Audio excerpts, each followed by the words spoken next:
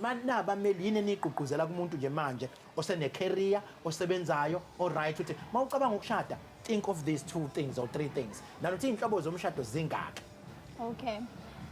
eSouth Africa sesinemishado erecognizwayo einhlobo eziwu3. We do have civil marriages ilezi ezijwayelekile saziyo Okay.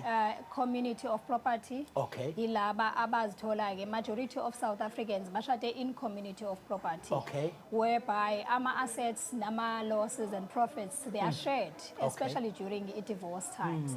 So even if a person goes through liquidation mhlawumbe ushadile wonke ama assets enu because we call them ukuthi they are joint assets.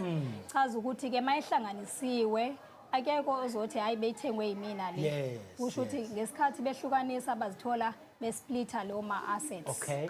So that is the one engithi most South Africans bebekade bengazi before bebeyithola kuleyo mshado. Okay. Fortunately to deal with that umthetho usinikezile a little bit of allowance ukuthi uma ufuna ukushintsha umshado sewukhona usection 21 whereby you can actually change umshado wakho to mhlambe out of community of property.